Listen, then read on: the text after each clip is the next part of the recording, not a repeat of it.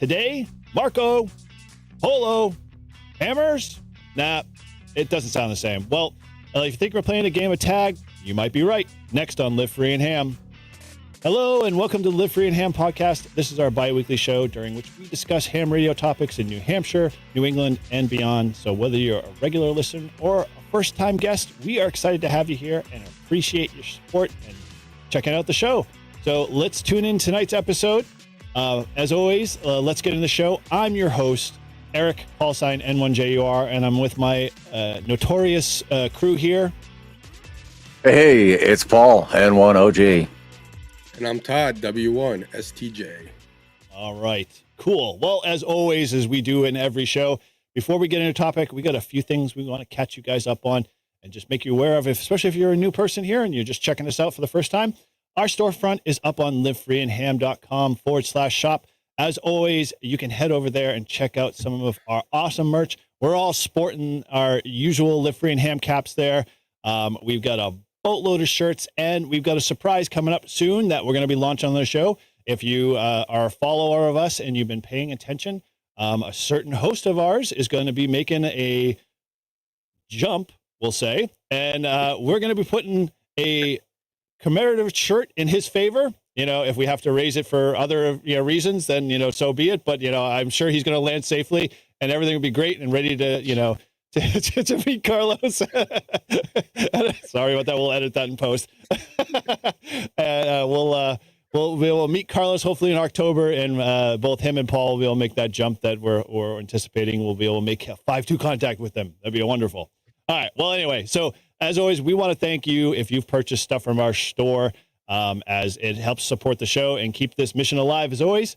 And so with that, there is always other ways that you can support our show. We love the feedback, and you can always send us a feedback through our SMS link in all of our description show notes below. Or if you're the type, you can... Ladies and gentlemen, can I please have your attention?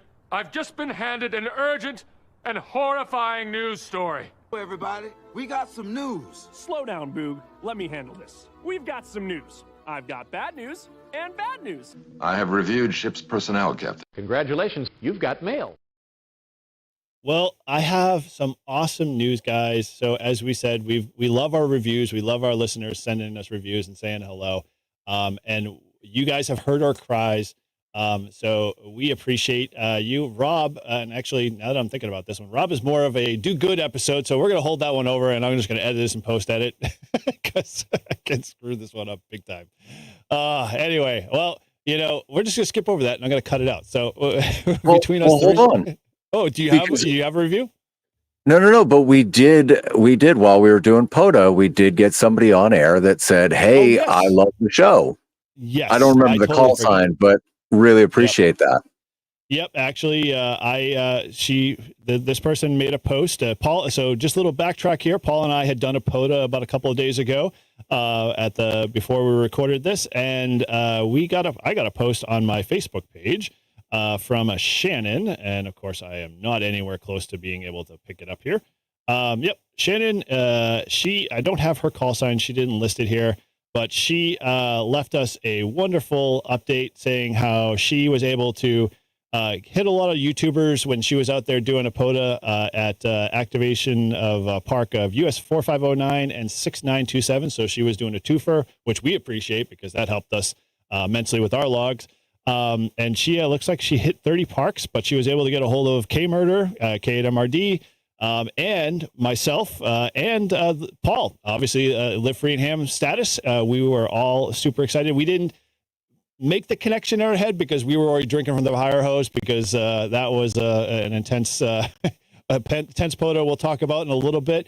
But yeah, outside of that, it was great to see it. Thank you again, Shannon. And I apologize for not having your call sign. I should have looked it up in the logs there, but appreciate you making contact with us and telling how awesome our show is and being a part of that. So thanks again, and appreciate that feedback. So so we do have a review. So nothing in post edit has to get edited out.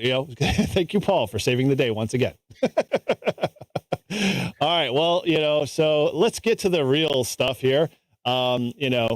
As we said, our regular segment here. Doing good. Good. Doing good. You do, that's good. Do good? Do good? You're doing good. Let's do it! Absolutely, I do. Good. Good. Doing good, Bob. Doing real good. Right now, my only outlet is my ham radio. All right. Well, this is our wonderful segment calling Do Good. And if you've just tuned in for this is your first episode, we want to take a little different spin. We know some other podcasts that are out there are looking at, bringing lids to light and salty hams, exposed. But we decided that, we want to take a different route with this. And so, whether you're looking to join a club or you're looking to, participate in the ham radio hobby, we want to highlight the things that are doing good. So we want to highlight our clubs, the people around us, clubs in the greater US and beyond and worldwide. So, we've started this new segment called Do Good, and we're going to again show, and hopefully with the help of you guys, show how clubs are doing good. So we're giving you guys the podium. We're giving you guys the opportunity to promote your club, to show how awesome stuff is going on. And if you don't have a club and you have a group of guys and gals that get together to do a POTA meetup once a month or whatever, we want to hear about it. We want to hear about all the fun, and we want to share it with the rest of our listeners. So we're asking you to send in those reviews. And so you have heard our cries, and we have got a review, or not a review. We got a feedback from 741 and N1 NUG. Sorry about the screw up there, Rob, on the call sign. He sent us a do good thing, and he said over the last year or two, the Bears of Manchester, Connecticut Radio Club had done several new things to help serve its members while still keeping on with the club traditions. They've got newsletters, they've got a bunch of projects, and up and coming presentations. So they're a very active club, which is totally awesome to hear. They're obviously doing a lot like some of the other clubs that we've come across, doing general license and technician classes and all the sorts. So they're always looking to promote and bring in new young members to their club. And they just said that they've got a brand new 2-meter repeater. So they're pouring time, resources, and effort into their club to be able to help the ham community, to promote them. And so we are super excited to hear that. And Rob, we give you a thumbs up, and thank you again for telling us all about your club there in Connecticut. So if you are in the local Connecticut area, definitely check out the Bears Club. They've got a ton of stuff. Their website, we'll leave in the show link, show notes description below, so you can check them out. And if you too also have a similar story like your club, we want to hear about it. So make sure you send it to us. You can go up to our website, use the comment form and fill it in, or you can just send it directly to us at livefreeandham@gmail.com and put in the subject line, do good. And we will share it with our, at the next episode. And we want to hear from you. So, keep it coming. Okay. All right. Now with our usual thoroughfare, with a slight caveat, because remember, Todd threw down the gauntlet with this one, and he said, I had to help answer the questions. So we are going to be doing a head-to-head challenge with this one. So let's spin it right into.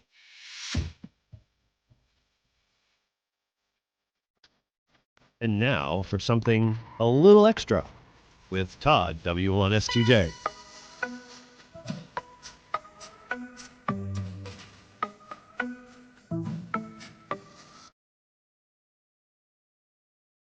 All right, well, you heard it here. This is where we help Todd study for his extra class license. Each episode, we pick 3 questions, sir. 3, no more, no less, to help him review the extra class question pool to test his knowledge, hoping he gets his upgrade. We know he will. He's done so far really well, and he's going to continue the streak. So if you'd like to follow along, you can always head over to hamstudy.org. It's a great resource, and they've done some awesome updates to their mobile apps, which Todd has been super excited to talk about, and I too have gone on there and played with it and love it. Great addition, guys. Thank you for all the great hard effort and work you're putting in. You definitely help many future hams to get their ticket. And so without any further delay, I'm going to hand it over to our lovely VE Quizmaster. Take it away, Paul. All right, Todd. So sticking with sub-element number 2, here is your first question. What is the length of an FT8 transmission cycle? Is it A, 15 seconds, B, 8 seconds, C, it varies with the amount of data, or is it D, 30 seconds?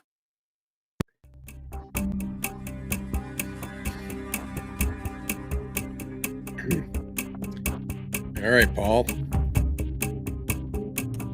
All right. Well, should I pick I'll go I first, pick and then first? you can. No, I'll go Yeah. first. I'm Okay. going to go with A. 15 seconds. All right. Well, I am going to agree with you, sir, because I definitely know in my FT8 experience, it is definitely not any of the other one. I'd love to have it vary, but A is 100% correct. Great job. Nice job. Perfect. All right. All right, 1 down, 2 to go for the second question. Which of the following HF digital modes uses variable length character coding? Is it A, RIDI, B, MT63, C, Hactor, or is it D, PSK31? I'm going to go with C. Oh, man. I don't know. This is one of those things you usually just study the answer because there's a couple of questions like this and they screw me up. Yeah, I'm going to go with A. Oh, okay. Well, let's go with C, which was Todd's answer. Oh, C is incorrect, Ooh. Todd. And Eric selected A, And I'm and wrong, A is too. also incorrect. The correct answer is big D, PSK31. That was my man. second choice. You know, it's Hey, I don't it feel was like bad. that was He's like an the obvious extra. one in my mind. I was thinking like it's got to be PSK31. And I'm like, no, it doesn't. It has to be something else. Riddy's probably the one. Oh man. Oh man. All right. Well, You take drugs, Dan? You're- Every day. Good. So what's the problem? you're at 50%.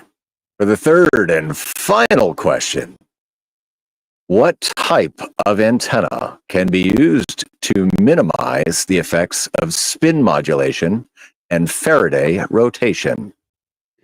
Is it A, an isotropic antenna, B, a log periodic dipole array, C, a circularly polarized antenna, or D, a linearly polarized antenna? I'm going to go with C. Ooh.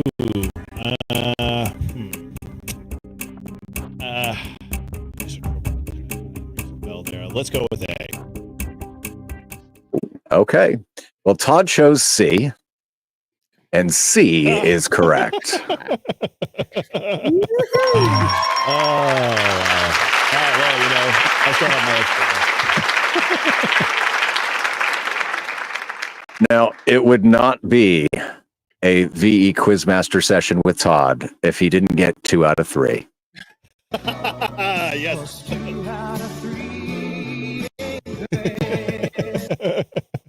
We're making a t-shirt with that, Todd. We're making a t-shirt. Oh, I would have never geez. thought of that. I got to admit, you may not be a complete idiot after all. All right, well, okay. So, well, if you're on the journey to studying for your technician, How general many or did extra you? class How many license- did you get right? Me on my Yeah. extra? Yeah. I got 1. Oh, all right. Just want to make that. I want to make that on the record here. Okay. Good. Okay, Let's go. on the record, you heard it here. I still have my extra, though. Let me put that on the record. All right. Well, as I said, so if you're on the journey to study for technician, general, or extra class, make sure you check out hamstudy.org because it's a wonderful resource for getting your ticket. And it, you know, hey, if you've recently received your license or upgraded, we want to know, you know, and we're serious about this. We would like to recognize you on the next episode for your hard work and effort. So email us at livefreeatham@gmail.com, and we are going to make sure we mention you on the next show and, you know, give you the praise that you did, you know, for getting your, you know, upgrade or your technician license, your first technician. So, you know, let us know. We want to celebrate with you. And so we will leave it at that. You know, in essence, I'm still an extra. Todd's working towards his. And, you know, we're all good. We're all friends here at the end of the day. Bonus points, if you send us a picture, we'll also throw that up. Yes, we will push it up. If you send us photos, that's a good idea, Paul. If you send us a photo, we will put you up on our website and you know, recognize you there too as well. So we'll create a section on that. We'd we'd love to promote you guys and keep people, excited about ham radio. All right. Okay. Well, as our usual, let's dive into the typical format. Let me ask Paul, what's been going on in your ham radio week? Oh boy. This has been one heck of a fantastic ham radio week, if I do say so. Despite the early week G4 storm that we had and all the havoc it wreaked on the propagation, by the end of the week or midweek to the end of the week, 10 meters, fantastic. Worldwide, 10 meters was wide open. I made a lot of fantastic contacts on 10 meters, both from the shack, which is very, very hard, because my QTH has basically a bowl going around it. And so it tends to block a lot of signals, especially with 10 meters. So it was fantastic today. I had a ton of fun playing on 10 meters and making contacts all around the world. Got to go out to my favorite park the other day. Thanks for accompanying me, Eric. Wrapped up with 111 contacts. So I'm one step closer to that kilo. And Where are you now, yes, do you know? I'm just over 600, close to 650. Okay. Yeah. Cool. With that 100 or that's prior? No, with the 111, it put me up in that range there. So Nice. yeah, so I got another like 350 to go. Yeah, that'll go quick, man. With days like that, you'll have no problem. Oh, we couldn't beat the stations away. We had so many DX stations calling us and local stations. I mean, it was just fantastic. Great day. Yep. Yeah. I mean, it was one of those things when I mentioned to Paul when we were there, I said, this reminds me of my very first time doing parks on the air when I went out and did my first activation. And I was like 30 contacts and I felt like the pile up and I was like, this is just awesome. I've got to keep doing this all the time and super addicted to it. And, then you kind of get into the lull and you wish for those days to come back. And guess what? Those came back like gangbusters. Cool. All right. Well, that is definitely a good way to wrap up or start of the weekend. But so leading over to you, Todd, how was your, ham radio week? Well, the day that you guys got lucky and got 100 plus contacts, I went a little earlier to the rail trail and picked up another 25, which put me over 800. So getting closer to our kilo, Eric. And I know it was good. I used my new coax. I liked it. It worked really well. It wasn't really raining, but it was windy and the trees were wet. So I was getting a little wet, but I did it on my lunch break. Was there for about an hour and got a bunch.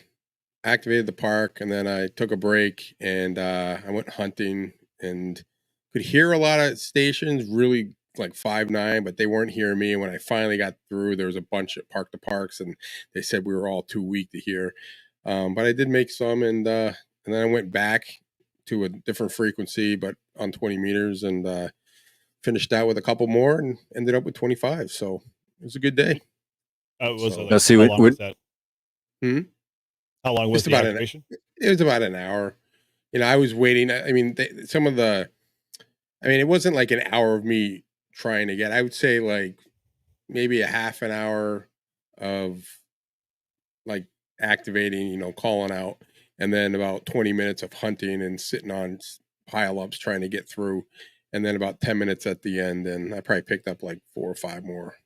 But the coax that I got, that Paul recommended, worked very well. It's nice and compact, and I was happy with it. So it all worked out good. I do know that my battery though is really getting beat up. It's like all peeling apart. Like now I can see the actual batteries inside the plastic. I'm like, I gotta tape that up. But I think if I start, I have to go down to Arkansas again, either in November or December. So I'm going to need to buy another battery because I think if the TSA sees this battery, they're going to be like, what the hell is that? I mean, it works fine. It's just the plastic is just peeling apart. I think it's just getting beat up in the bag. So might have to go to the candy store and buy myself a new battery. So Well, I won't stop you from buying a new battery, but I could say the cheaper route is to just like I could send you to AliExpress and you can get like the larger shrink wrap to go over that battery, and then you can just re-shrink wrap it again and you'll be good. I mean, that's cheaper, but I'm not stopping you from buying a new battery. Oh, I didn't even think of that. Yeah, maybe I'll do that. Just shrink wrap it over. Yeah, because I was gonna like get the clear duct tape but like it's just peeling apart. So my experience is don't, because I did that to my 20 amp hour battery, and guess who got stopped at the TSA when we went down to it'll look like a bomb or something, right? Like literally. like, this doesn't fly, sir, but we'll let it go by. We know what this battery is, and it looks like it's in good condition. I'm like, thank you, appreciate it. Yeah. So anyway, but yeah, that was good. I hadn't done a POTA. I think you and I, Paul, went out and did that. I don't think I did. Maybe I did one after that, but it had been a while, and I was itching to go, and it wasn't really the best of day, but I didn't have much going on at work, and I was able to take a lunch break. So I figured I wasn't hungry. I'll just go activate the park. So we'll get there, Eric, one of these days. I mean, I figured I'm going to stop at like 900, and then that way we're just going to have to pick a day and say we're dedicating a day. We're not leaving until we get 100 instead of 10. So, well, funny with that is like, I still got to catch up. I have no idea where I must be, like 7 something. Yeah. I think you're like 7:30. We're not that far off. Yeah. You could pick it up in one good activation. So yeah, we'll have to see if I can get a work up to round numbers, and then that way, we'll match it to you toe to toe, and then I'll stop and then go from there. And actually, Paul and I had to, so with my ham radio week, Paul had 2 things. We obviously did a dual POTA, op POTA this weekend at Russell Abbott. Great place. I mean, it was a little spitty and rainy, but Paul's official, umbrella set up there kept everything dry, and we were shielded by trees. So I think, for most of the, activation wasn't terribly that bad. I mean, it was a little raw for sure, but as long as you had a sweater on, you were good.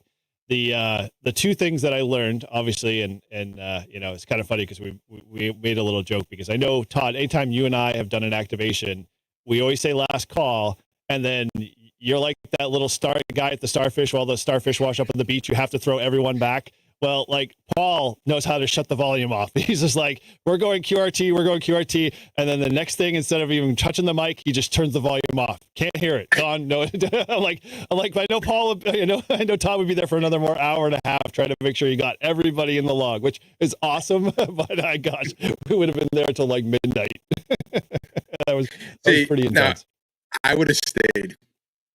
I know. You would have left, and I would have stayed. I would be like, we're in this pile up. I'm not leaving. Yeah, that was the pile up for me of my life so far. I've been in a few, but that one took the cake, I think, from the moment we started to the moment it ended. It's a good activation when like you have to actually break to get a drink of water and your voice is starting to go hoarse. You're talking so much. Yep. Or worse off, you're recording it and you have to stop while the other person's still answering all the calls. So you can like switch the batteries in the camera, because it's like the camera had already worn down at that point, and we were like, we gotta still keep filming this. And so yeah, it was definitely one of the, it'll go down in the record books for me, just being able to go out and again, and I know you had mentioned this on the last episode or 2 before, the antenna that came to save our butts again was the Bug Out Mini by Reliance Antenna. That thing was on point. No problem. 10 meters, picking calls. Like, I mean, literally 10 meters felt like I was just watching Paul activate, and the people that he was talking to were coming in 5.9 plus 20 over, 5.9 plus 40 over in some cases. It was just like, they were literally sitting there next to us having a conversation. And then when we got into 20, it was the same thing. Like, there was no point. Like, we would kind of laugh when people would be like, yeah, we're giving you a 5.7, 5.8. And I'm like, dude, I can hear you, and you're like literally crystal clear in the conversation. There's no way we're a 5.7, 5.8, I'm sure. And so, it was just bliss. I'll have to say that. I mean, that just basically. It's an awesome antenna. Yep. Everyone should have one. Yep. Yeah, dude. Head over to Reliance Antenna. You want to save some money, use our affiliate code for 10% off. Put Live Free and Ham as the code, or N1JUR, and you'll get 10% off and free shipping. So head over there, grab yourself one. Well worth the money.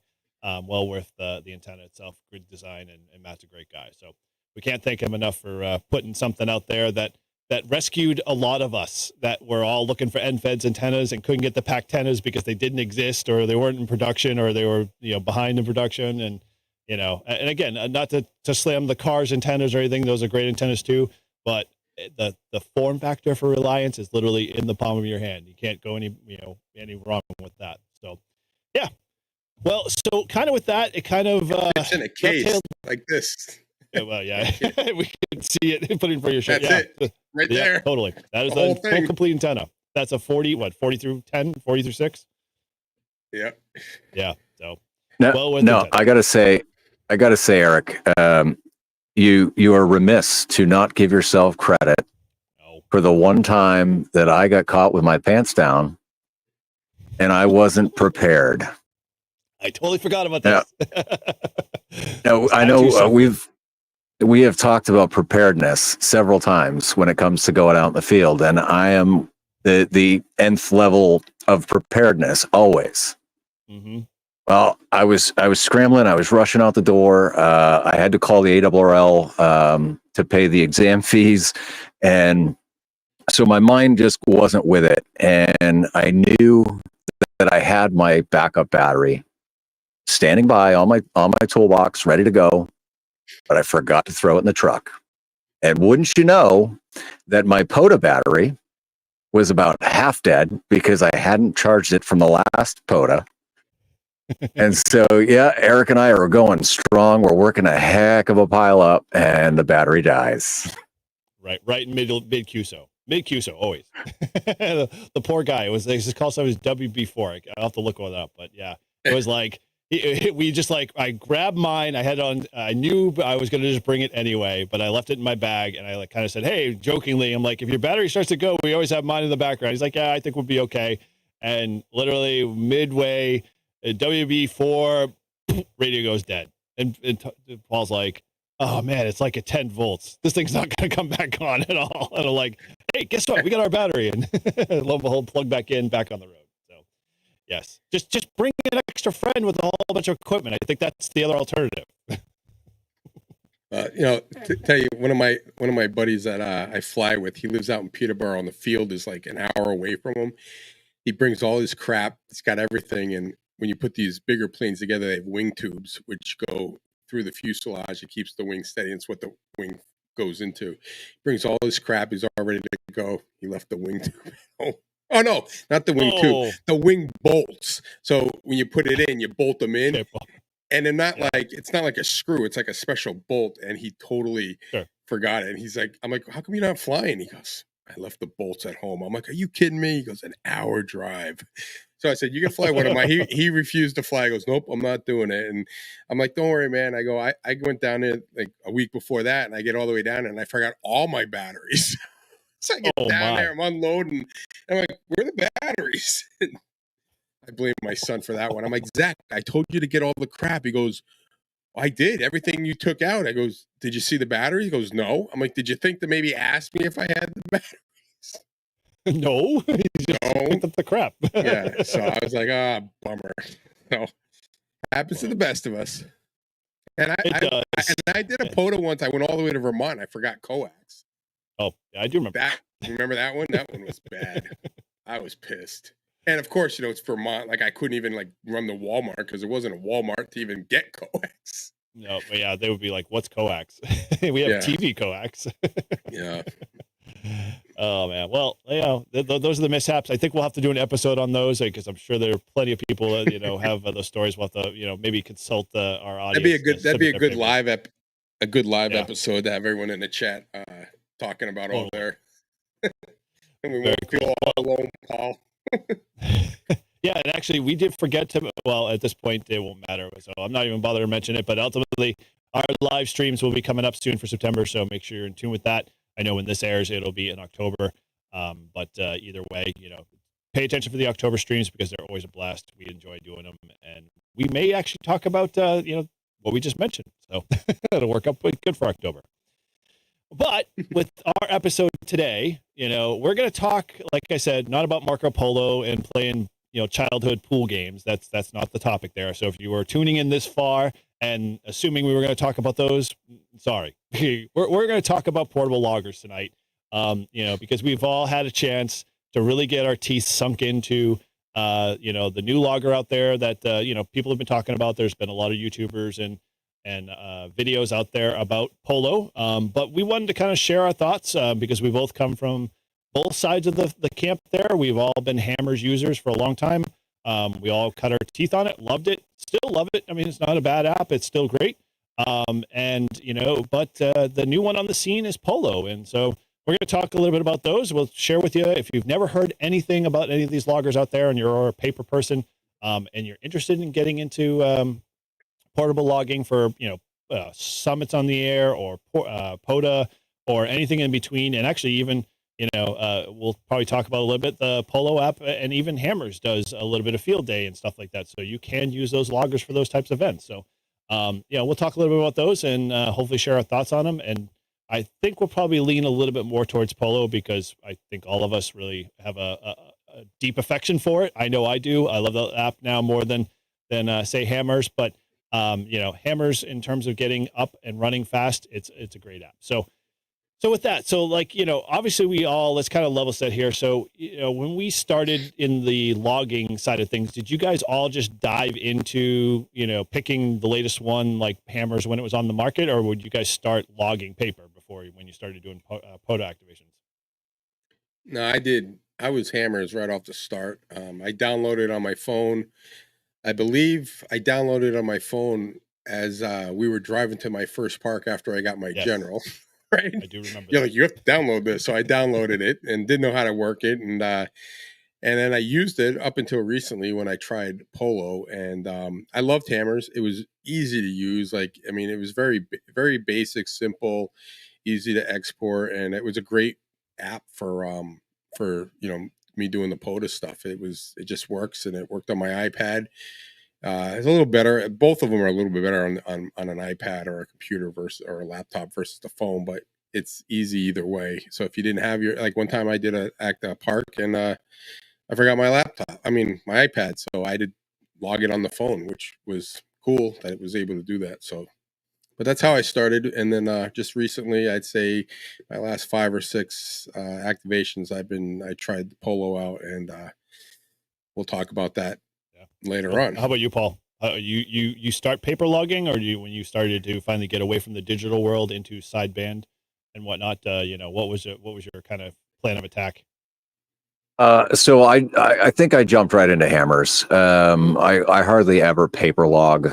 It's usually like field day, prior to field day, all those kind of contacts. I'll paper log those. But what I will say, the biggest upside to Hammers over Polo is when you're out at a park with no service. Polo takes an hour to freaking load. Mm-hmm. And if you don't have some type of connection, then the park references don't load, and the QRZ lookups don't work. And at least with Hammers, what I would do is I would come back out of the field where I'm sitting here and I've got internet, and I would go through my log and I would update everybody. Yep. And so it would look them up, and it would input all their information, and then it's beautiful and it's perfect. And I send it up to myself through email. And I don't know, maybe there's a way to do it in Polo that I haven't figured out yet. But I'll relieve that pain from you and show you how to do it. But yes, there is a way to do that. All right, yeah, because I got home from our activation the other day, and I used Polo even though I didn't have internet connectivity. So it said that I was in an unknown park, which is fine, and I think at one point I did get a little bit of internet connectivity, so like the hotspot was functional, and so I did have a couple people where their info was in there, but there was no quick, intuitive way for me to update everybody, and so I'll look to you for that. Okay, well, so we'll talk a little bit about that. We're kind of diving into some of the feature sets of both the apps. I think obviously it sounds like we're all kind of in the same boat. We all knew that we did not want a paper log when we were out in the field whatsoever. Had no desire. My handwriting is worse than a doctor's, so I know for a fact that I would need to have some type of, keyboard type entry or whatever. And so Hammers was my start. Hammers was really good. Yeah, exactly. So hey, for our podcast listeners, Paul's holding up his chicken scratch on a paper. And it's sort of like mine. I think with Hammers, when we first started with it, it was enough to get most folks going in terms of park reference information. If you did have a cell service or you had like a data plan on a tablet or something like that, you could get the benefits of doing call sign lookup and through QRZ and updating. The benefit to that was always, if you're like a visual person like myself, you could look at the map, and from that QRZ lookup data, you could see where the points were in terms of how far you might go or whatever. Now, it didn't give you any of that range information, but it was kind of cutting edge for a lot of the loggers, I think, when it first came out. And I don't know, you guys agree with that? I mean, when you first started poking around stuff, I mean, nobody was putting HRD on a laptop, right? No, Not that I know of. I found it.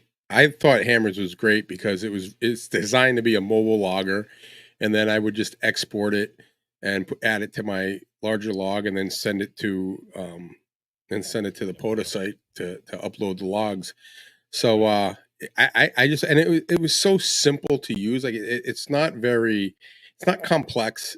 You don't have to be like, anyone could get it for the first time and just do it. Like it's not like, I mean, if you've done any log, even if it's your first log, you'll figure it out. It's like, put the call sign in, and it has all the boxes. It's very simple, and it works great when you're doing POTA activations and, anywhere. Or if you're when I was, if you want to activate, like using my Flex, and I don't have my computer, my log on the computer, and I start making contacts, you can use either one of them as just a regular log. So I've done that too. When I was working, messing around on HF, I would just use them as a log. Well, for everybody that is like me and anti-Apple, let me tell you that Hammers and Polo both work on all devices. I use a Kindle Fire tablet. That's my POTA thing. So it works. Great. Yep.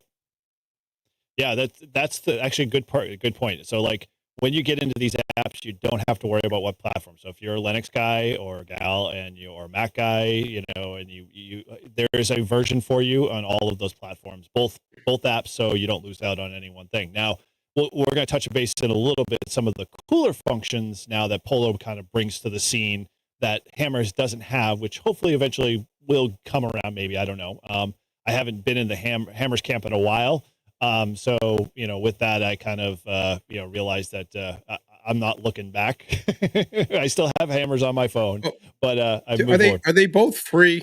I can't remember. Did you have to pay for Polo? Hammers, at least on the iPhone side, you had to pay $5 for it. That's what I had to pay. Oh, you did? Yeah, I can't remember.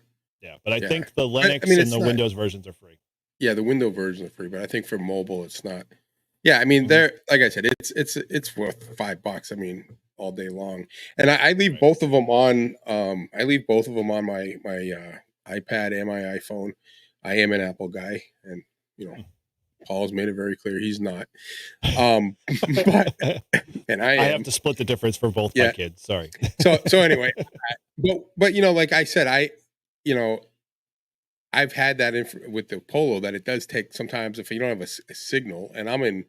I live in Amherst, New Hampshire, and I have Verizon. We have no signal. So if anyone from Verizon is listening to this, get your freaking shit together and get me some service.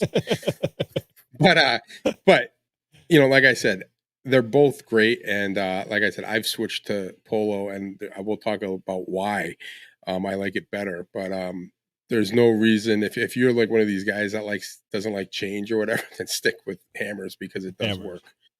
Now, the nice part about Hammers so far is so you're not going to lose the functionality. So if you're familiar with how POTA used to be K as all of the park designations, Polo Hammers has gotten to the point where it's now updated database wise, so you're in sync with the database list that the POTA the parks organization or POTA's organization's putting out, and that stuff is current.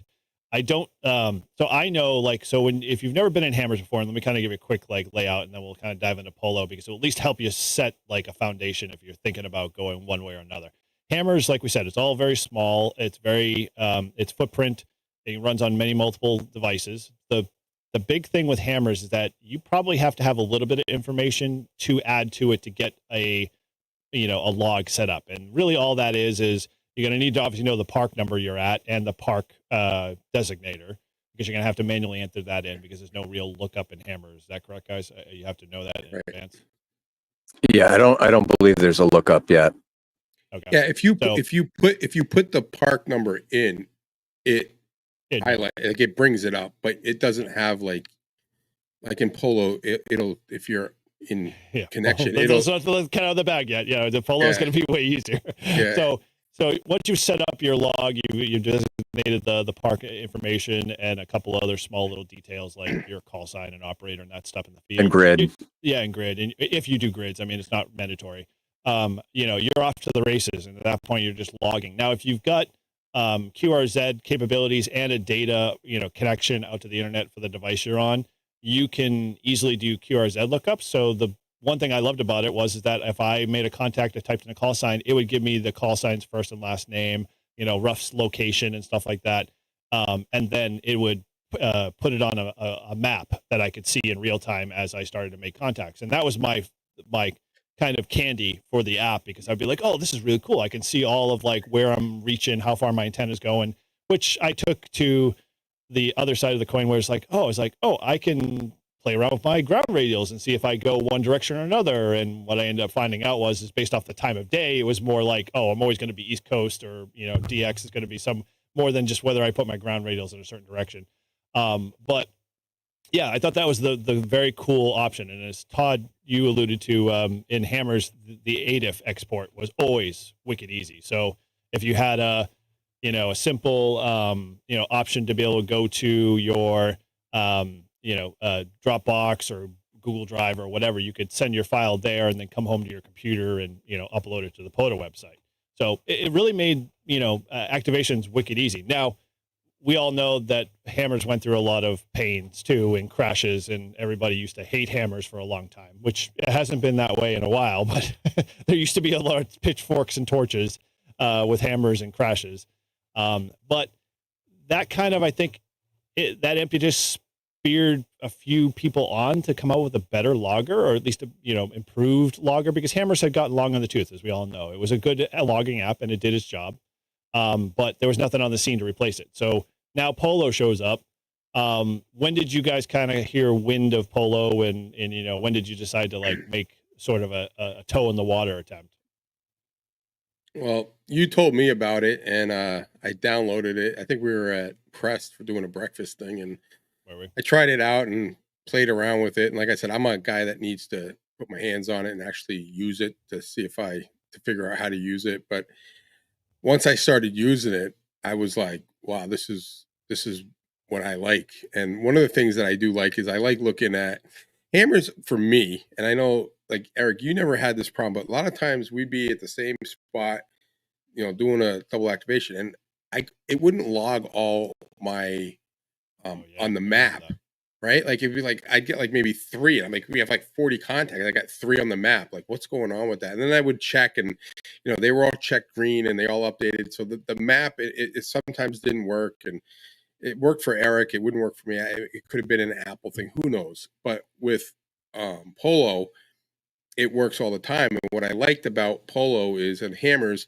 the map, it's either you're logging or you're looking at the map, right? Like, and on Polo, I can be logging, and then you have a quarter screen, or at least on my iPad it is, and then you could be looking at the map, you could looking at spots, you could be looking at your the info. So there's different things you can see. So I could actually have the map, log in, do all this stuff, and still see the map live coming up of where I'm making contacts and where my range is. Instead of clicking back and forth, I can just have it out in front of me, and you can pick what you don't have to see the map, but if you want to, it's there. So that's what I liked, and I've never had a problem of it not logging my contacts on the Polo map. So that was a big thing for me, is like it just works smoother. And there's a lot of other things, but Paul, I'll let you go and well, to answer your question, Eric, so when Polo first came out, I believe that Mike Elhofer, K Murder, with this awesome German last name. I love it. I think he was the first one to do a video on it. And so I downloaded it right away and I played around with it. And it was really cool, even in the initial beta testing. And it was cool to kind of get in on the beta before it was actually released. They've definitely made a lot of fantastic improvements. Like Todd said, if you've got it on a tablet in landscape mode, it is great that you've got that kind of sidebar and you can click through those tabs while not losing your contact entry field and your log. But yeah, I found out because of Mike. Okay. So, all right. So since we're kind of getting into some of the feature specs, somebody want to take a little kind of quick walkthrough of why, Polo is so much easier to set up and get configured and on the ground running, or, because I think it's well worth mentioning, It auto populates everything. I mean, it even makes the title you don't have to put in, like on Hammers, you got to actually like name the log. And on Polo, you just create new log. Oh, I want to do POTA, and POTA, and what park are you at? And it'll show you the parks that were within your area. Right. So, like the close. Yep. Yeah. And it'll say like, this park is like, and I mean, I'm at the National Rail Trail. It's a long trail. So you could be anywhere. It said it was 10 miles away, but that's where it's like pointed on the POTA map in Massachusetts. I was on the Nashua side, but you have a list. You just click that. All the information is there. And then basically you just type in what frequency you're on and you're good to go. It puts the grid, it just auto populates everything. So I find it's a lot quicker to set up, to get going. Like you turn it on, click POTA, type in your park number and what frequency you're on, and boom, you're ready to go. Like it's that quick and everything's auto populated.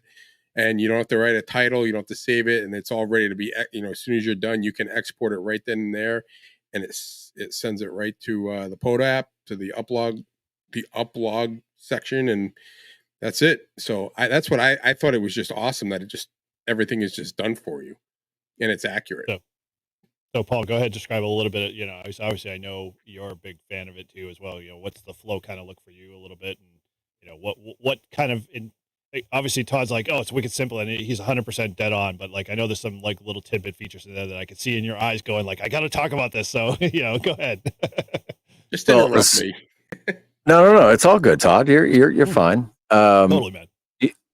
But so I think I have a love-hate with Polo. And in a lot of ways, there's many times where I go out in the field and Polo takes so long to load because I have zero cell service and I can't take advantage of any of the features that require cell service that make Polo great.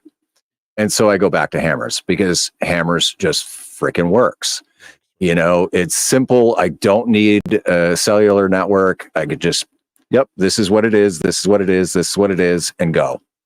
But I will say, to Todd's credit, right, that yes, 100%, if you are in a location that has cell service, 100% hands down, it beats Hammers day in, day out, every day, because you've got the cell spotting and, the QRZ lookups and the map, and the layout is fantastic. Everything's very intuitive.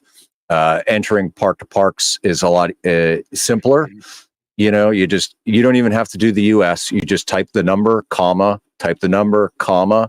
and it'll give you the separate entries for each of those parks.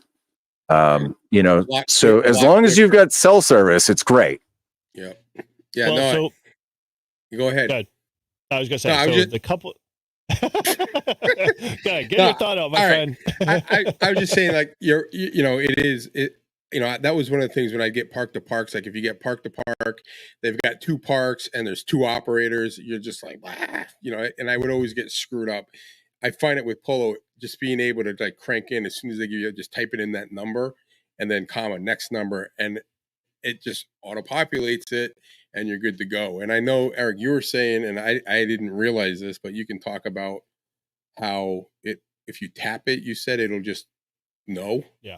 Added in. So if the spotter, in this case, if the park to park is in the spotter's list, which 9 times out of 10 it usually is, it'll automatically know based off that call sign, as long as that's the primary call sign that it pulls from the entry in the spotting page, that's the associated park with it. Now, I wanted to step back a little bit because one of the things you guys forgot to mention in Polo that I thought are really cool, that obviously when you log into the app itself, you're going to get into, it does a database check every once in a while. So, and the database is, again, we probably weren't clear enough in the beginning, is that Polo isn't really per se just parks on the air. It does flora and fauna. It does field days, both of them. It does a generic log. It also does SOTA's database. So when you go into the app and you set things up, you can say, hey, I want SOTA, POTA, flora and fauna, whatever.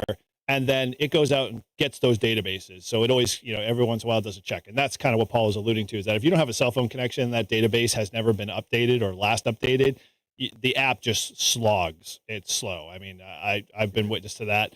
And it's one of those things that you have to kind of now in your mindset of, when I go out to activate a park, before I leave, I have to go update my tablet, with all of the database from the app for the 5-10 minutes. It's sort of like in the Apple world where, if you don't back up your iPad, it constantly tells you over and over again, you need to back up, because you're 17 days out. So I always make that just kind of a process. So I've sort of done that. Although when I went with Paul and activated, I didn't do that. So, once again, I'm a bad example of, being consistent. Well, that's why, like I said in the beginning, I keep Hammers on because, if I was at Lang Station, which is a park, I don't even know, where is that, in Ware or Goffstown, or it's in the middle of nowhere, but there's no service there. So like when I mean no service, I couldn't even spot myself. So I had to get my first contact and ask the guy, could you mind spotting me? I have no service here. But at that point, I don't think, I would probably never even be able to get on. It wouldn't even open up, probably, is my guess. So I would just go right there. Eventually. Eventually. But eventually. Right. Eventually. But Hammers, you click it, it just pops up. Now I won't have all the maps and stuff, but at least I can get going and get my login. And if you're in time. Yeah. So the one thing I really loved that I thought was like really smart was like the one thing I can't do in Hammers, and we all know, is that, hey, I've activated. So if I'm doing a twofer, I don't have the capability to select both parks in the same log in Hammers to be able to create, when I'm finally done with it, 2 separate log files for those parks. But when I'm in Polo, when I go to create a new entry or a new log, I can select a SOTA. If I'm at a SOTA, I can select a POTA. And if it's a twofer POTA, I can put the 2 parks in there based off of the grid square I get. And if it happens to be a worldwide flora and fauna park at the same time too, I can put all of that information into the log file even before I start logging. So when I go to actually start the log, all that data is already there. Now, the piece that I really enjoy a lot is the QRZ lookup of the park. So like when you go, or not the QRZ, the database lookup. So when you go to select by your grid square, it says here, these are all the parks in the area that I think you might be around, which is awesome because if you're in a park that has a couple different numbers and you can't remember it, or you're like me and you get dyslexia and you reverse the number and you're like, why isn't this park right? And you go to upload the log and it's wrong. And you find out you reversed the 3 and a 6. The not that I can't say how, ask me why, but the thing is that you just tap, it's literally just all about the tap. So once you've got yourself set up, you're in the log. And like you guys have mentioned, some of the features in there, I think, are worth mentioning that differ between that and Hammers, because we all love the Hammers, real-time view, but that is 100%, and Polo's the same way. It's 100% geared off of your data plan. So if you don't have a data plan, you ain't going to get an updated map. But in Polo, there are a couple of features that I really love that I'm willing to share with you guys. I'm curious to see what features you like once you're in the log that you think are cool that it may not be in Hammers that are in Polo. Any features that kind of stick out for you guys when you're logging? Well, I know that you can change the signal reports. So you could either have your signal report first or the signal report you. So you can mix that around. I mean, that's kind of yeah. And I mean, I also like, and I don't know, I've never really noticed, because you can't see on Hammers, you can't have the list Does it even have spots on hammers? I didn't even think. Probably it not. Yeah, Does it? they But have you, a spotting tab. but you can't. Oh, is there now? Well, it's always been there, but you have to have a data plan. Right. All right. So anyway, Bro, you have to have internet. Yeah. Right. So one of the things that I like with is you can see if you go on a spot page and you're doing that, you can see who you've worked because it crosses it out for that, Yep. for that time. So then, like I like to go and I'll hunt, if I hunt first or I don't, or if I do a thing and say, all right, I'm going to go hunting, I already can see who I've already worked because, you could forget it. If you have a lot of contact, you don't know, but it automatically strikes them out. So, you've worked them. Or if you hear them calling you and you see like, oh, that guy, and you can just say, hey, N1OG, I already worked you about 20 minutes ago. Thanks for hunting, and then move on to the next guy. So so you're not just like the poor guy's not just trying to work you, and he's already worked you.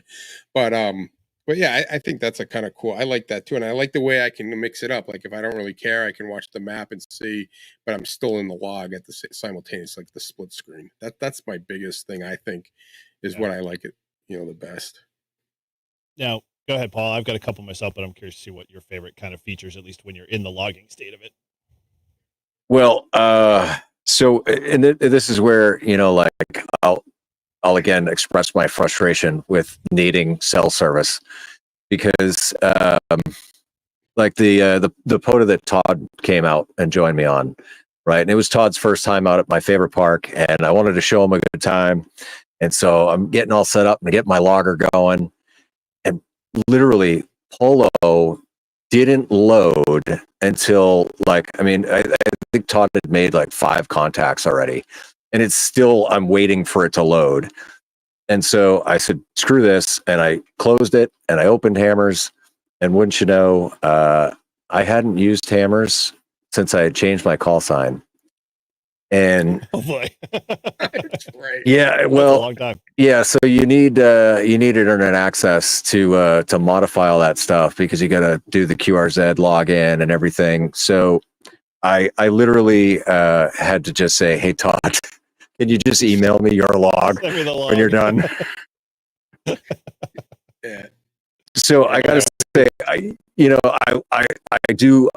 love how feature rich and easy to use Polo is, but everywhere I go, I love to be where I don't have cell service because that's the point of radio for me. I want to get away. So on that end, it's got a big heavy downside.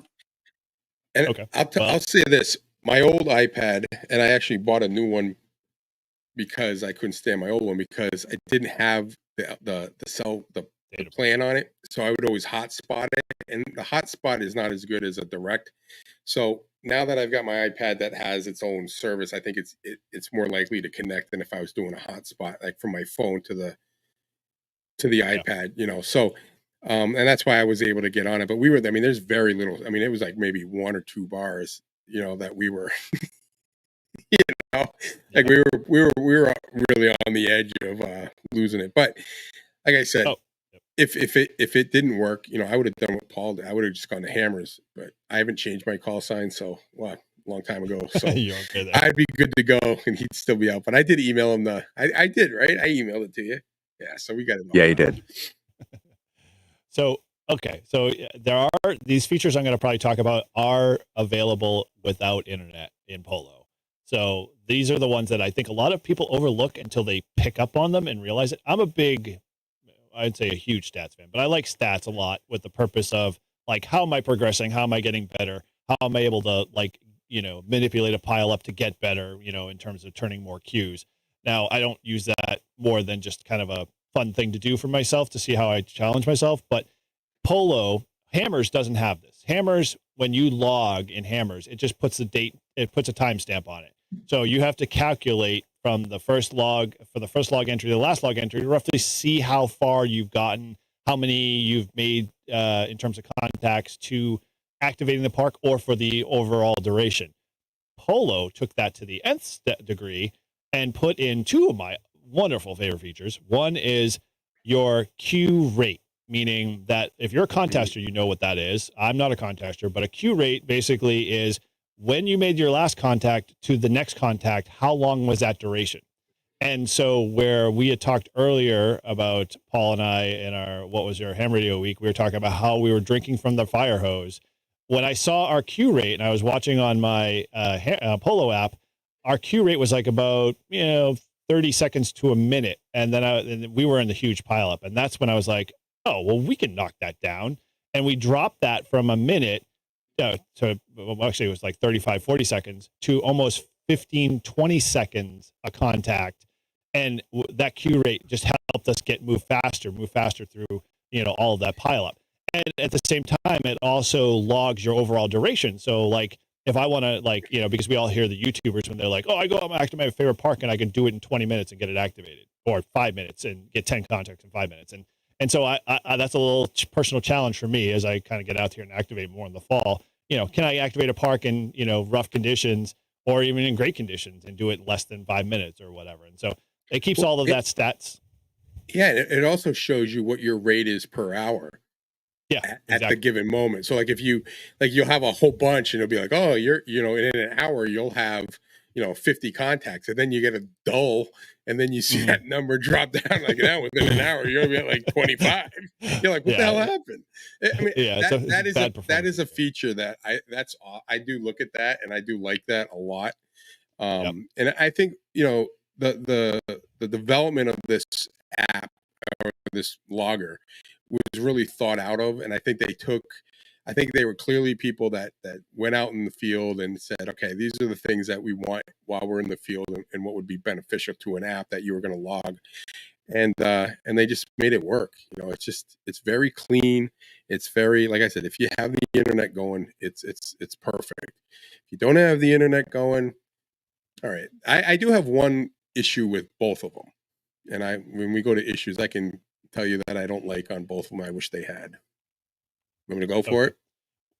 Well, let's. There's only one other feature that I wanted to kind of bring that I thought was really cool. Now, and this was actually, I'm trying to think of who. Oh, it was Mike N2MAK had sent me this little blurb on Discord, and I didn't even, I've always been teased by Todd, when we go out and do parks on the air activations. Like, oh, Eric N1JUR, he's a super famous guy, a famous YouTuber, blah, blah, blah. And I'm like, I'm the small little fish in the pond in the comparison of the larger, audience. At least you're in the pond.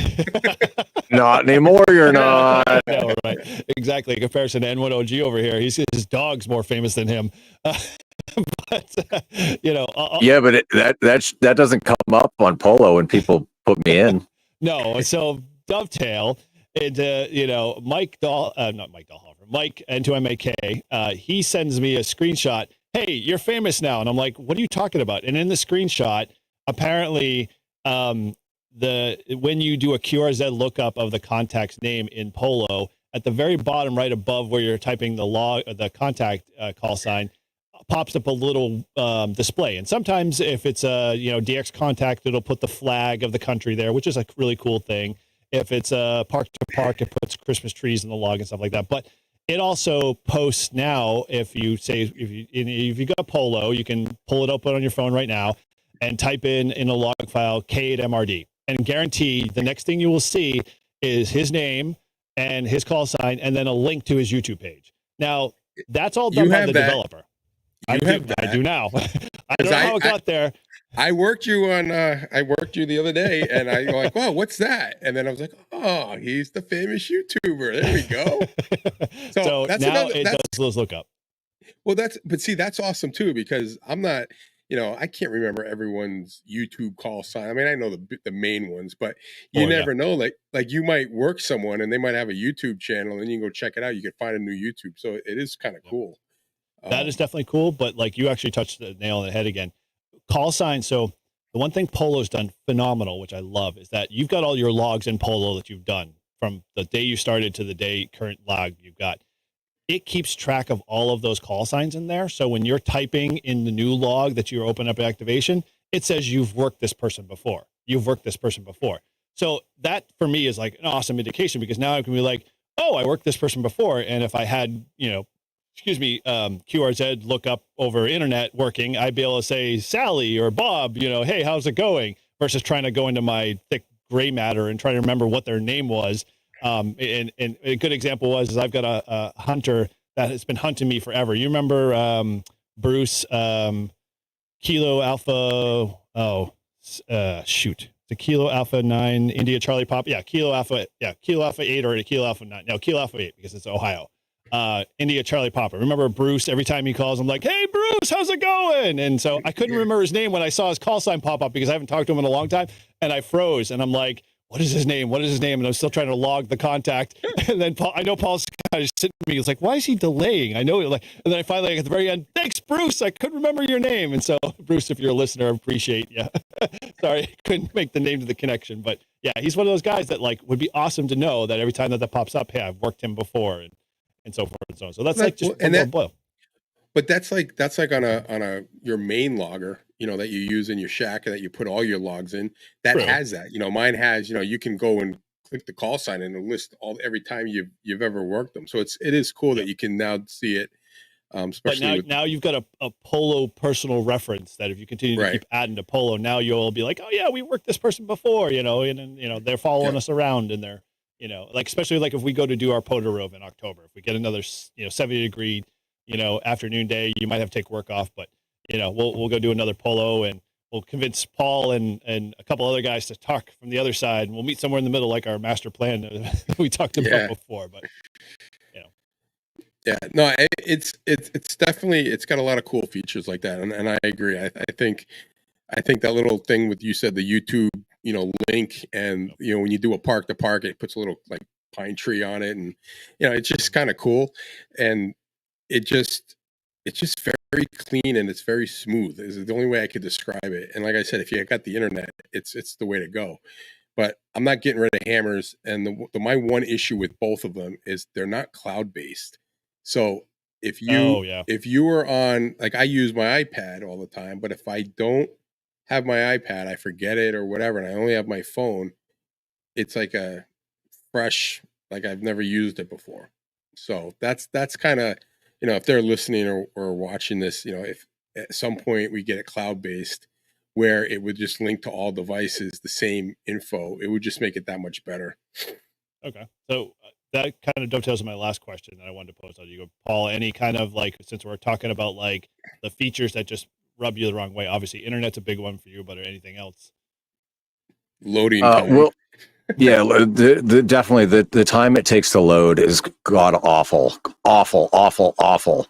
But I will say that I did notice, even though I didn't have service, TLY Ralph, he got me on 10 meters, and then after you showed up, he got us again, but he got us on 20. And as soon as I typed his call sign in, even though there was no internet, it said, oh, new band. And I thought that was really cool, that it was like, oh, all right, it's telling me that I've already got him on a different band, but this is a new band. And yeah, so I did really like that. Yep. Okay, cool. All right. So obviously any other kind of like features that rub you the wrong way that you just want to kind of, clear the palette with, or, we ready to kind of get into the last question before we kind of put a little wrap up to this? I'm good. Okay. All right. Well, so the last question I have, and I want to pose to you, obviously we've been talking about Polo a lot, and this can even, tie into Hammers too. What future features are like your top three, if you have top three that you want, like, to say, hey, if the developer was listening to the show, maybe, I don't know if Polo's does, if he doesn't, great. Maybe somebody will forward it on to him and say, hey, you should check the show out. We'd love to hear, give him more feedback on it because it's a great app and good start. But, for your feature, improvements, what three things, if you have three, that you'd want to tell the Polo developer that you say, we need to have this in order to make this app the app that replaces all apps? All right. So one, if you download all the databases before you go out in the field, right, make the app load faster. Mm-hmm. I shouldn't have to wait 10 minutes for the app to load. Like, that's absurd. I want it up in 60 seconds or less. So that's number one. Make the app load faster. I want to be ready to roll 60 seconds or less. Number two, I do agree with Todd with the the ability to sync your data across multiple devices, because yes, we don't always remember to bring that device out with us, and so if I'm on my laptop, right, I want to be able to sync it, and so that everything is all good. And I think other than that, man, like, you guys are doing a great job. Keep up with it. I love the layout. I love everything else. The ability to spot yourself if you've got internet connectivity, and all of the internet connectivity features are fantastic. I just wish that it was just a little bit smoother for those of us that don't always have internet connectivity. Makes sense. All right, cool. Yeah, I think those are great. I also, I think, like you said, it needs to be able to either sync or be cloud-based, so it's constantly talking to all devices.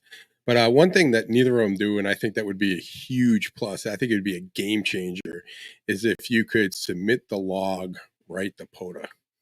Like that. Oh, man, you took my thought. That was my would be point. like, you know what I mean? Like, you're done and you just say submit to POTA and hit the button and it does the thing ADI and it just goes, and then you're not going on and it just, that would be, I mean, look, it's not that big of a deal. It's not really that hard. But like for me, what I do is I send it to my files on my iPad. I have a files for my POTA activations. And then I then just go to the app, the POTA app, and then I just upload it from there. So it's not like it's a huge deal, but it still would be cool to just be able to push a button and say, okay, send it to POTA. I mean, you can self-spot in Polo already. So like, why wouldn't that just be like, I can now push my log right to POTA, Yeah, well, right. And I'm sure it can be done. It's probably just some kind of programming or coding thing, but that would be a game changer, because I think people just want to get the logs in there. And especially if you're doing multiple parks, like, you don't want to come home and, the last thing you want to do after a rove is sit down at your computer and manually update, send the logs in right away. Well, so they do have the feature already that if you do a multiple park activation, it'll create those separate logs on export for you with all the parks in it, each park. So each park would have its own separate log. For in what? In Polo. In Polo, right. It does have it now, yeah, right. Yeah, no, Whereas, but like, I'm just saying it would just, Hammers, you have to like send it twice with the different or park. 3 times or however many parks you activate. Yeah, you just change the file name and So yeah, that would be a game changer. I think that if that feature came out, I think every YouTuber would be out there. Headlines, new update on Polo. You need to get this now. Well, I think that feature though is definitely a collaboration with the POTA folks themselves, because I think that's been one of their own things that they want, but they just need to create the infrastructure API components or apps to be able to tie into that. So okay, anything else you got, or that? No, not now. All right. Well, so I don't have 3 of them, but I think obviously you guys both hit my big 2, which was that faster loading. I would like, at least in terms of scheduling, like I'm a big auto scheduler type guy. So like, if I can automate something, I'm just gonna like set it and forget it. So if I can get the app to do it automatically, where it doesn't prompt you every time you open it up to say go get the latest database because you haven't updated in a while, it should just automatically, if I say I want SOTA, flora and fauna, and POTA databases updated all the time, there should be a little switch in the settings that says toggle this, and it goes up and gets it. And if it can't find an interconnection, it then just waits and times out, goes to sleep, and then when it finds another interconnection, it goes and does what it's supposed to do. So that would be the one big thing, because I know when I first got there, when we were doing our dual activation, I opened up Polo and I accidentally, instead of hitting dismiss to go get the latest database update, I said, go ahead, go get it. And internet just choked.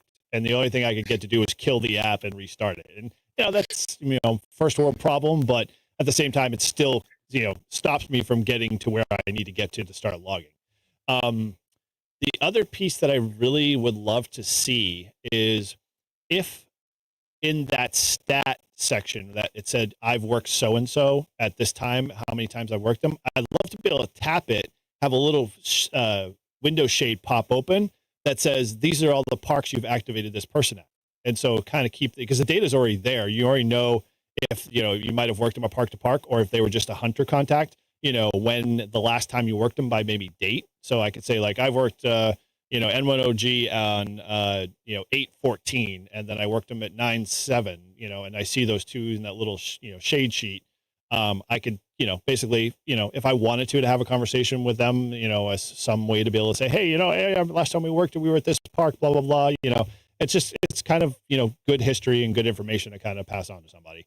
So I know that could easily be done because all the data is there, just, making it look, functional. And so that would be my wanted feature on top of what we already had. And then I don't know if I've got it set up wrong, but the QRZ lookup, I thought I've got it tested right. I thought I confirmed that my QRZ lookups, but every time I've used it, even with a good data connection, it doesn't always populate the person's name. And so like, I sit there and struggle, and I'm like, well, why isn't that lookup working? I know QRZ and the API is, set up the right way. And it could have been just a bad connection between the API and QRZ, but I don't know. It's one of those things that I would love to have more rock solid, because I know when Hammers had it, Hammers would always tell me exactly who the person's name was, and I can just be like, oh yeah, thanks, Charlie, and move on from there. So that was always so here's a question for you then. Do you pay QRZ for the lookups? Yeah. Okay, I do. So that I have in place, because otherwise you're limited to like 100. Yeah, no, I definitely, that is all my home loggers have all that capability. They all use the API key, so I'm very much, a paid member, a silver status or whatever the ridiculous thing was. So yeah, I want to take advantage of it. I want it there. When I have cell service, I want to be able to know who I'm talking to, just because, it's good information. So, and that would be my last one. So I don't know. Overall, I think both of those loggers, and you guys can tell me if I'm wrong, both of them are great loggers. So if you're going out to activate, pick both of them, pick one, doesn't really matter. Start with one and go to the other one if you want to take the leap. But that we ask for feature enhancements and improvements because we're those hams that have been using it for a while, and we want the app to perform when we're out there, because we depend on it. So that's why we sound a little codgy and old man complain syndrome kicking in. But I think that's I'm gonna make a prediction, and you're gonna hear it first on Live Free and Ham. Okay. I'm going to say within probably less than 5 years, Polo is going to be a logger where you're not even going to have to log. With AI, it's just going to listen to your contact and fill it all in. You've heard it first. Well, I'm telling you right now, because I heard that they're working. I heard they're working on the API interface to your radio. So like, will no longer you can get cat control from your radio. So you can feed that into your tablet through a Bluetooth connection that will tell the radios, cat, I'm on frequency 14270, and it'll populate that automatically in your Polo log. Yeah. But that would be cool. Yeah.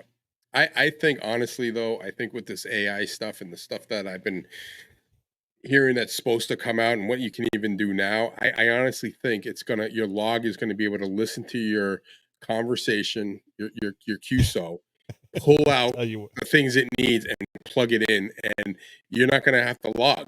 You're just going to have it open. It needs to be listening to you. So like for like Carlos, how awesome is that going to be? He opens it up on his phone. He's jumping out of an airplane. He starts doing it. Log's all done. He won't be logging from by the time he lands. He's already good. He's already logged everything. He's like, I got to record it and go back. And I'm like, oh yeah, it'll be all done. But it's going to happen. I mean, the stuff that AI is doing and is able to do. I mean, right now, like there's apps now that you can actually record a whole meeting, right? Just it'll listen to it and then it'll summarize it and put it into like a short summary that you can use as your quote unquote notes. And I mean, think of like how easy school's going to be. The teacher's up there blabbing away for 2 hours. You hit record, and then all of a sudden it brings up a paragraph of everything you need to know. And I can't see why a logger wouldn't be like that. Yep. So yeah, no, well, all with the impetus that there's internet, because Paul's not going to be able to use any of the AI functionality because he's in the middle of the woods nowhere with no robots. Listen, why don't you just go and what is it? What does Musk have? Starlink? Just get a Starlink. Yeah, Starlink. It'd be good to go. You'll have it everywhere. Well, you heard it here. We'll do a GoFundMe. So if you want Paul to be able to do all of the lookups and be able to get real-time data, then help fund our Starlink deployment for our places that we have no internet. Cool. All right. Well, like we said, this is a great loggers. Both of them are well worth it. So if you haven't a chance, head over to the website. We'll post the links down in the show notes where you can download them and go up to their pages. Go show those developers some love. Tell them that you heard here on Live Free and Ham that you should download those loggers and give them a try. We guarantee you won't be disappointed no matter what. And if you haven't done a POTA activation yourself, play around with these apps first. Don't go out in the field and try them for the first time. That I speak from firsthand experience, but more so just play with them at home, play with them on your phone, learn how to use them in and out, and then go out and try it. And I guarantee your experience will be that much better. So any last bit of advice? Good advice. Very good advice. Okay, cool. All right. Well, let's wrap this up as always. So thank you again for joining Live Free and Ham. As always, we enjoy everybody in the podcast community. Remember, we have a Discord. So if you want to continue this conversation, you can head on over to our website at livefreeandham.com. At the very bottom is our Discord link. Please join, come hang out. We'd love to meet you, say hello. We're working on building the community a lot more, and we're eventually looking to hopefully do some meetups and that type of stuff. So, come join, be part of the fun, and let's continue on this conversation like we, have suggested in other episodes. Let's talk about, Polo and some of the features, and let's see if we can help these developers continue to build some, great apps and make our activations that much sweeter. So, as always, you can find us several ways and connect with us. You can head over to our shop at livefreeandham.com/shop, pick up our merch, our hat. We're going to be having a special release coming out, like we mentioned earlier in the show. So you want to check that out soon. If you're an Apple Podcast listener, you can always leave us a review on iTunes. But if you're not, we and every show link at the very bottom in our notes section have an SMS link. We want to hear from you. Please send us an SMS text that says, "Hey, I listened to the show. We love it." Or, "Hey, your show sucks. Go talk about NASCAR or something." We'll take it all. Either way. And as always, you can support the show and help us through Patreon and buy us a beer links. We're actually working on improving that for the new year, so keep an eye out for that. We're going to start releasing to our Patreon members some of our early shows before they get out into the public, and a few other things like that with giveaways and the like. So stay tuned to that. Check our show, check our URL out, our website for more of that information. We'll be talking more in the future. And if you want to reach any of our hosts, you can find all of our contact information over at livefreeandham.com. And thanks again for listening. And from all of us at Live Free and Ham, 7-3.